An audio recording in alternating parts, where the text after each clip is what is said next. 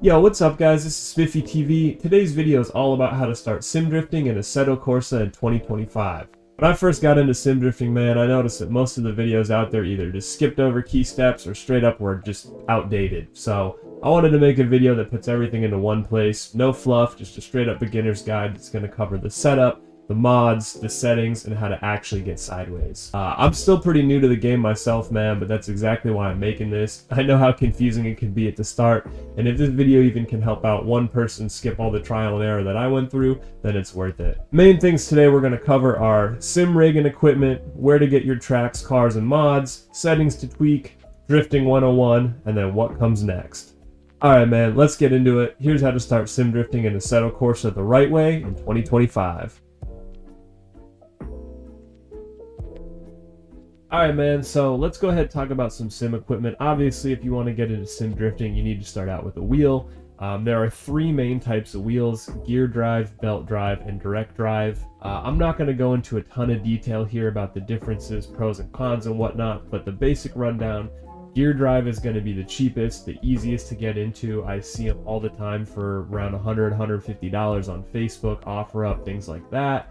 Options like the Logitech G29 or G920 or even the PXN V99 are a great starting point for around the $200 price point. From there, you move up to belt drive. That's what I have here. This is a Thrustmaster T300. This is kind of their entry-level belt drive wheel. With the belt drives, you are going to be spending a little bit more money. I got a good deal on this one. Normal price, I think, for the whole thing, shifter included. It was about 600 bucks, but I got it on Amazon. I want to say it was $399 or like $429. It was a good amount of money off. It was $200, $150, $200 off.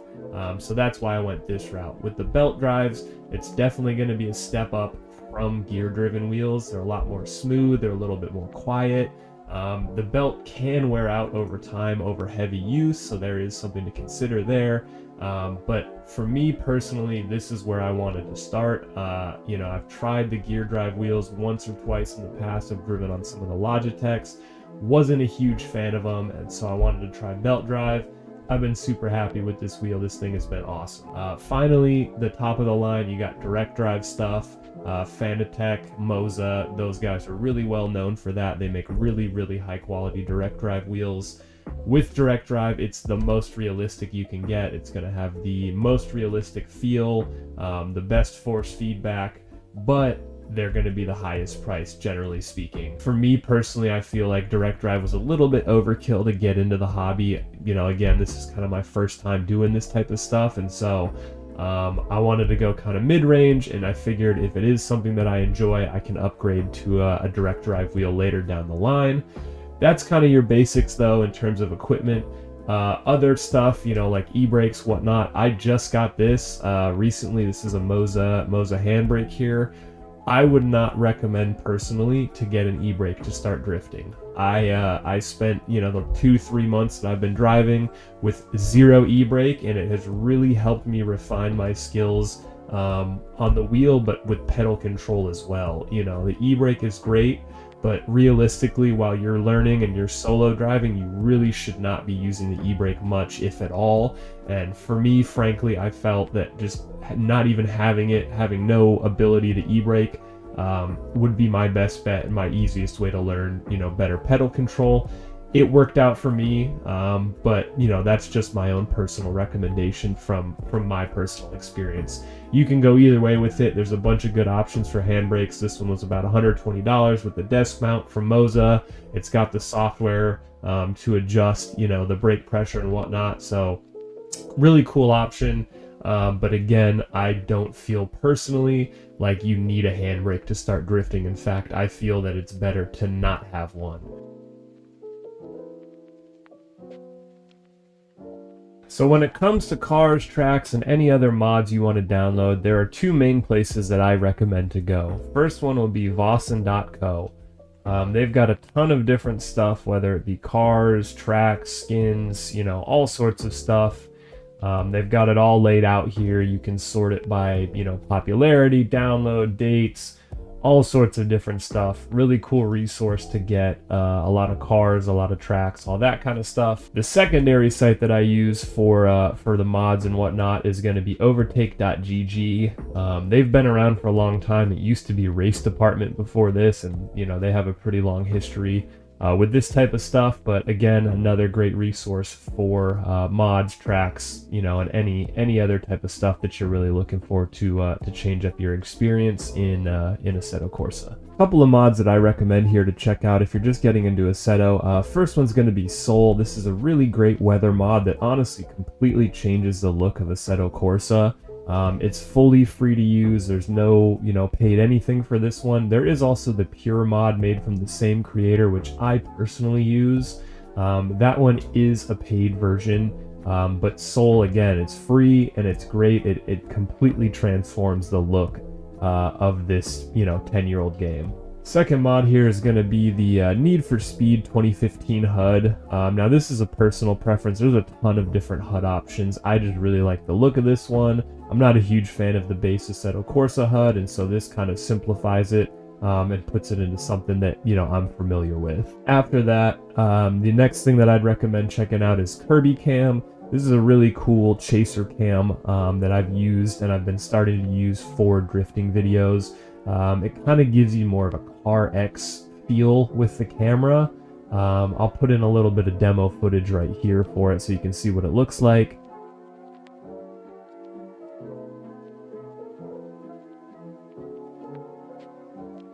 But yeah, overall, man, Kirby Cam is a really sweet chaser cam. Just gives you another cool, you know, view while you're drifting. Finally, last thing I'll recommend is this drone camera. This is what I use for, you know, the majority of my intro shots on my drift videos and in my Assetto videos. It's controlled by a controller. It's super easy to use. And again, it just gives you a ton of options for, you know, cinematics, replays, all that kind of stuff. So when it comes to car packs, I have a couple that I enjoy driving. The first one that I would recommend is the Gravy Garage pack here. This is a great one to start out with, and I'll explain a little bit later why.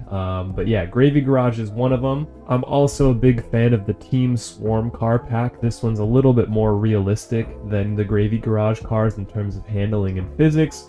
Bunch of really cool, different, you know, cars in this one. It's not just your standard kind of S chassis pack. I'm also really big on the N-style street cars right now. I've been a big fan of them for a long time, you know, with their IRL cars. So I found this pack and it's been great to drive, you know, on some of the Japanese street style tracks. Last pack that I drive the most is going to be from World Drift Tour. They actually have a couple different car packs on their website here. The Enjoy Pack V3, their Pro Car Pack.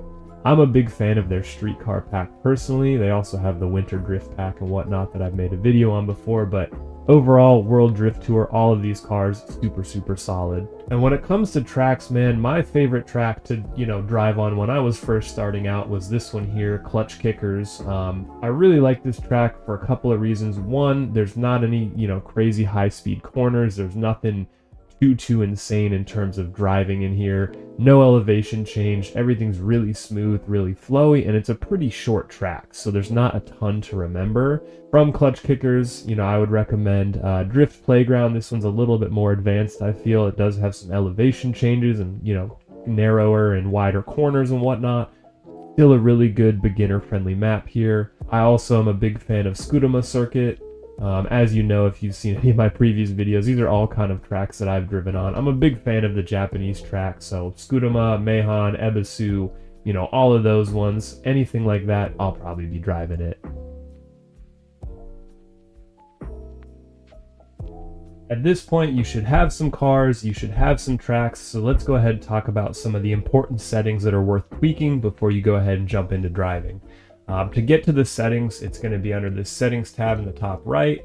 From there, you're going to navigate to Assetto Corsa and then to the Controls tab. Quick disclaimer, by no means am I a professional when I'm talking about these settings. These are all my personal preferences, what I like specifically for me when I drive. I'm not going to go into a ton of detail about what each thing does and all the tweaks and all that. There's more detailed videos for that. This is just my personal preference, again, you know, what I like to use when I'm driving, so take it with a grain of salt. Quick rundown, I am under the force feedback section here.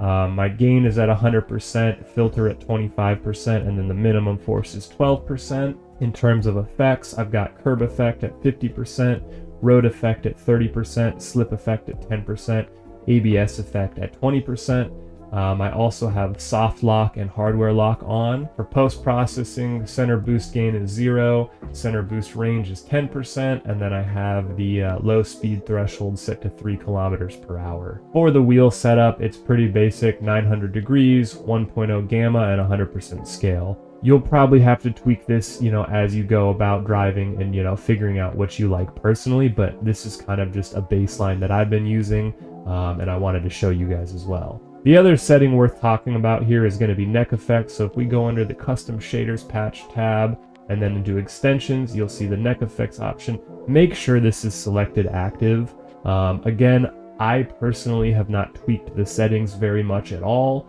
So I don't really have any recommendations in terms of what you can do to make it better for yourself, but this is essentially what is going to turn your camera as you're driving in first person. And it's basically mandatory to be able to drift in first person. Again, there are more videos that detail, you know, kind of the quote-unquote best settings for drifting and whatnot. I personally like the stock settings, so I haven't tweaked them too much, but definitely turn on the neck effects before you start trying to drive.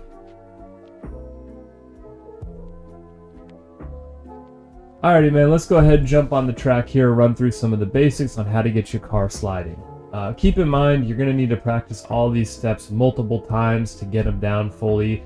It's going to probably look a lot easier than it really is on the video, but it's taken me months to get to this point, and I still have a lot to learn. So the biggest thing that I can tell you here is just seat time, man. If you get that seat time and get that practice in, man, all of this stuff is going to start clicking the more you do it. Let's go ahead and start out with some basic stuff, though. Let's start with some donuts. So what you're going to do is you're going to cut your wheel all the way to one side. You're going to rev it up, let the clutch out, and then you're going to just sit and hold the wheel as the car begins to spin.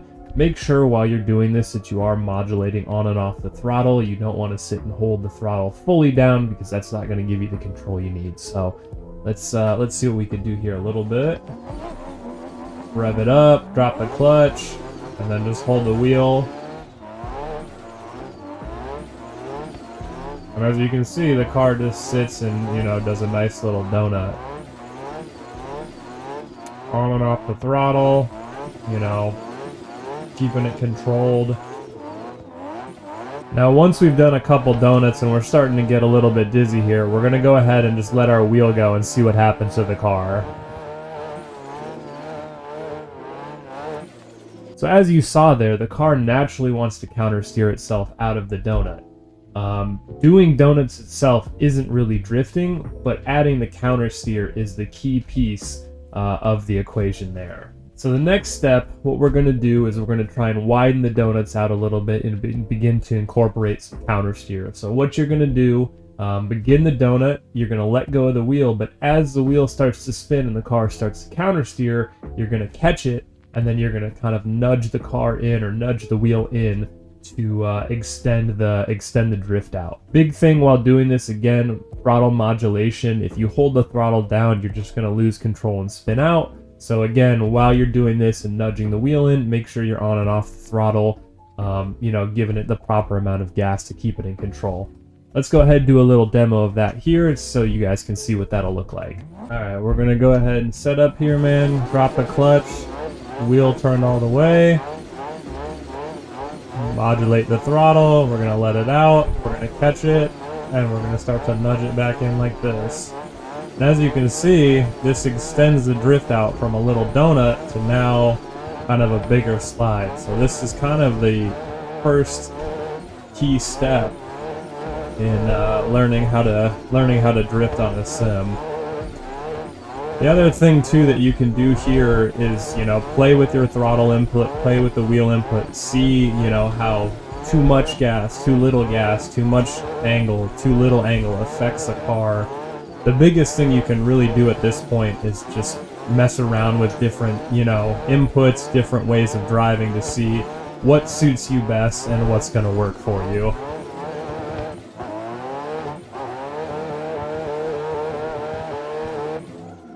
After you've got comfortable extending your donuts out, the next step is going to be practicing transitions and doing figure eights. Once you've extended your donut out, and you're comfortable in that feeling of nudging the car back and, controlling the throttle, you're going to want to turn the wheel the other direction to initiate counter steer and initiate the weight transfer.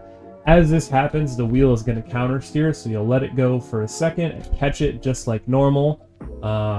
As you're doing that, you're also going to want to let off on the throttle a little bit because it's going to let the rear end grip up and not spin out. Once again, we're going to start our controlled donut with no counter steer. We're going to let it counter steer a little bit. And then from there,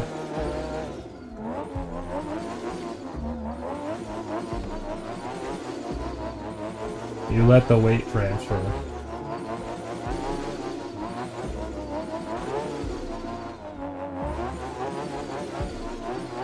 Now again, I'm not a big fan of doing this in first gear slowly. It might be easier for you to do it a little bit faster in second gear, but this is all just, again, to get an idea of the technique needed to be able to drift in Assetto Corsa.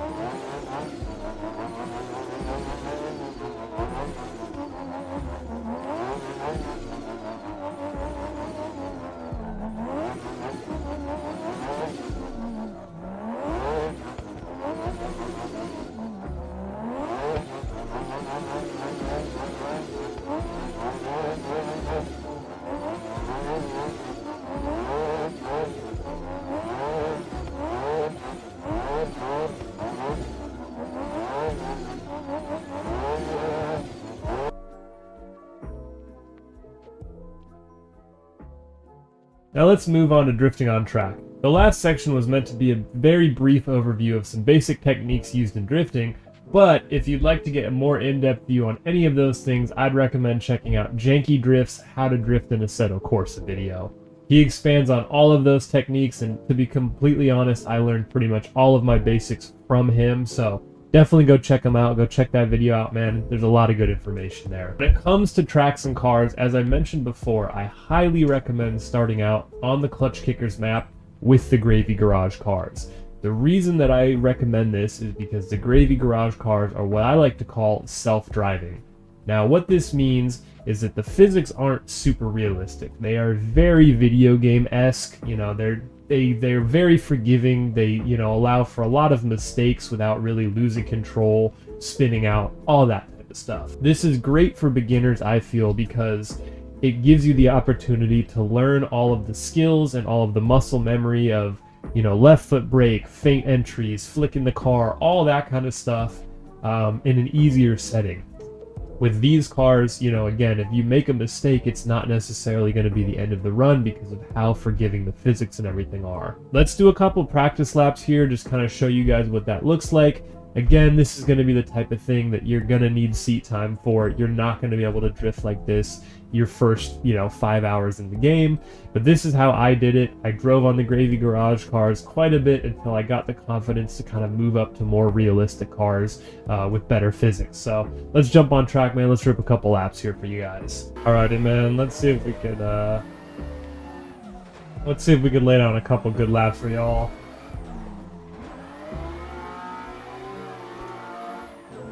Not a great entry, but it's just a little demo. Too much brake right there. And I have not driven Gravy Garage cars for a long time, y'all. My bad. I am not used to the handling on these things. But again, man, this is, this is all what I did to get where I'm at. So, there are other car packs that are easy to drive. There are other maps that you can try out. This is just my personal recommendation on. Ooh. Yeah, see, like right there, that was a perfect instance where pretty much any other car pack, I probably would have spun out because I had way too much angle. But with Gravy, they're really forgiving, and that's great for entry drivers or beginner drivers to kind of learn, how to transition, how to left foot brake, all that good stuff that you need to expand upon as you get better at drifting. Let's see if we could throw one more good one for you guys.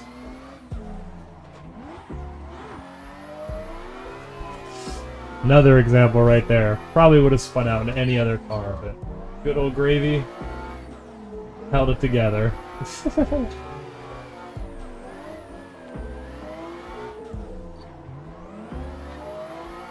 A little left foot brake there, and too much. Alright, well, you guys get the idea. Alright, man, once you've got all this stuff down, the next thing I'd recommend is the Swarm Car Pack. This is going to introduce you to cars with more realistic physics and handling, which in turn is going to progress your skills even further. Once you're comfortable on more realistic cars, the sky is kind of the limit. I definitely recommend trying out tandem drifting, you know, driving with other people, whether you're chasing or leading. That's really going to progress your skill, and that's really the next step in drifting. You know, once you're comfortable solo, the next thing to do is go chase tandems. Once you're comfortable tandeming, man, there's really a ton of options. I have like VDC cars, Virtual Drift Championship, all of them are, you know, 1,000 horsepower plus, you know, scored runs battling an opponent. There's a ton of options, man. Again, I just wanted to kind of make a basic video that covers all the kind of basic entry-level information all in one source. This isn't meant to be super in-depth on any one specific subject. It's just to try and condense all of the basic stuff I've learned in the last 3 to 4 months of driving, condense it all into one single video for you guys. So if you guys have any questions, man, feel free to drop them in the comments. If there's anything that, you know, you'd like me to add or any other videos you'd like me to make in terms of this type of stuff for the future, definitely let me know, man. I'm more than happy to, you know, try and make this stuff as accessible as possible for everyone. Appreciate all y'all that have been tapped in, though, man. I'll see you guys on the next video. Until then, though, peace.